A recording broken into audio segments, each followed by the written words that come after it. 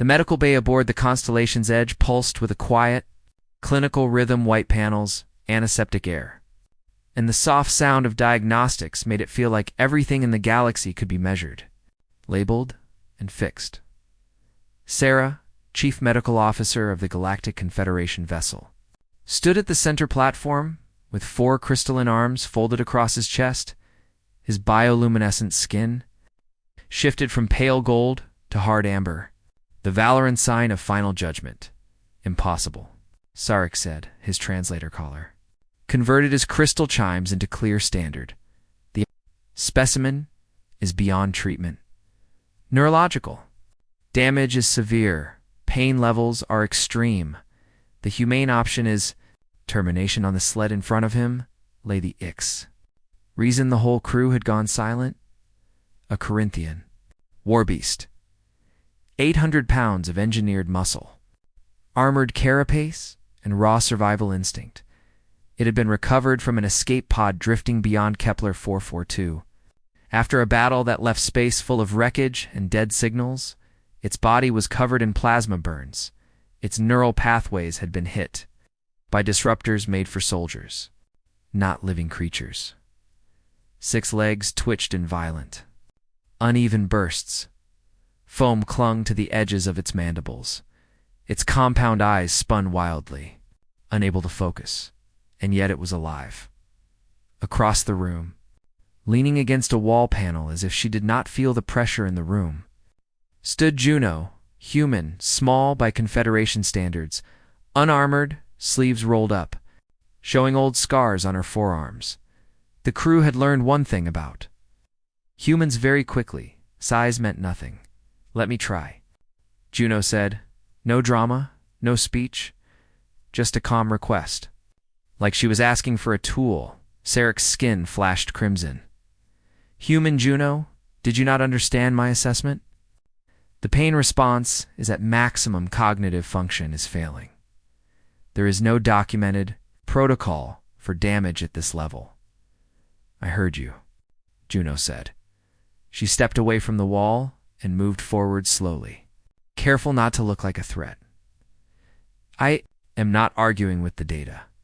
I am asking for permission to try anyway." Sarek made a sharp chiming sound. "Your species is known for irrational sentiment," but he did not stop. Her curiosity flickered under his irritation. Humans were still new to the Confederation. Their biology was unusual. Their behavior was unpredictable. And they survived things they should not survive. "Very well," Sarek said. "But when you fail, I will proceed with termination. The creature is suffering."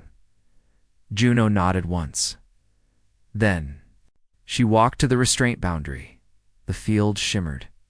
Warning. Lights pulsed along the floor. Every medical protocol across the Confederation said the same thing. Corinthian warbeasts were weapons, not patients. Their nervous systems were built for aggression. Their bodies were built for endurance. Their instincts were built to attack. And Juno ignored every warning. She lowered herself to the floor. Not crouching, kneeling, she brought herself to the warbeast's eye level. Her voice softened. "Easy, buddy," Juno whispered. "Easy now." The warbeast reacted at once. Its mandibles clacked in distress. Its legs slammed against the restraints. The sled rattled. The monitors spiked. A sharp alarm sounded as stress levels surged. Several crew members stepped back. Sarek moved forward to intervene. Then he stopped. The human was not reaching for tool. She was not opening the xenobiology database. She was not preparing medicine or adjusting a machine. She was simply there, present.com in the center of chaos. Juno raised one hand slowly, making every movement clear so the warbeast could follow it. Her palm hovered near the edge of the restraint. Field not inside, not touching, just close. "I know it hurts," she said quietly. "I know you are scared." Her voice stayed low and steady. "But you are safe now," Juno said. No one is going to hurt you here. Then she began to hum. No words, no code. Just a soft, steady tone from deep in her chest. Like she was giving rhythm to a creature that had forgotten how to breathe. It should not have worked. Confederation science said it. Should not matter. The warbeast was not human. It was not bonded. It was not trained. It was not domesticated. And still, the thrashing slowed only a little, but enough for the sensors to catch it. Sarah K's diagnostic panel lit up. With new neural patterns, the damage was still there. The broken pathways were still damaged, but the chaotic firing began to align as if the storm of pain had found something steady to follow. Remarkable, Sarek said softly. His skin shifted to stunned blue. The frequency of your voice is interacting with its auditory centers. He said, a harmonic alignment is forming, but this should not affect neural. Traumajuno did not answer him. She did not look away. She kept humming, kept breathing, kept being the only call thing in the room. Slowly, she lowered her hand until her fingertips touched the edge of the restraint field. The barrier crackled gently. That is it, she whispered. Good, you are doing great. The warbeast's eyes finally steadied. They locked onto Juno. Not the lights, not the crew, not the machines, just Juno. Its breathing changed, less ragged, less panicked. The foam at its mandibles began to faded. The tremors in its legs grew weaker. One massive claw lifted slowly and reached toward her hand. It stopped just short of the field, as if it understood the boundary. How is this happening? Sarek said, moving closer and scanning. Rapidly, the neural trauma remains. Pain signals continue, yet stress hormones are dropping. Cortisol analogs are down by 47%. This changes everything. Pain is not only physical, Juno said softly. She kept her eyes on the wharf. Fear makes it worse. Isolation makes it worse. Sometimes the first step is not healing. Sometimes the first step is calming. She settled more firmly on the floor, as if she planned to stay as long as needed. Then she looked up at Sarek. Lower the restraint field, Juno said. Just enough for me to touch him? Absolutely not. Sarek snapped. His amber glow flared again. The creature could attack. He will not, Juno said. Not loud, not angry. Certain. Look at him. She said, really look. Sarek cycled through visual modes, chemical traces, aggression, markers, defensive signals, body posture, threat, response. Everything dangerous was dropping. Everything unstable was calming.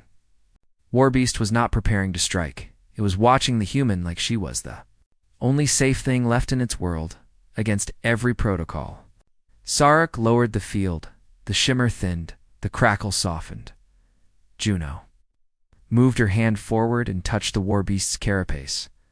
The creature shuddered once. Then it exhaled. A long, rattling breath that sounded like relief. Good boy, Juno whispered. Good, brave boy.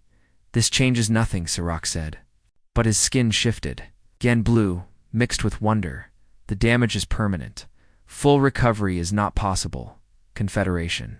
Law states then, we adapt, Juno said. She stroked the rough plating with slow, steady pressure. Humans have adapted for thousands of years. Physical therapy, support systems, assisted movement. We do not throw away a life because perfect. Healing is not possible. The warbeast closed 4 of its 6 eyes. Its one working limb moved forward and rested gently against Juno's forearm. The medical bay became quiet in a way no machine could create.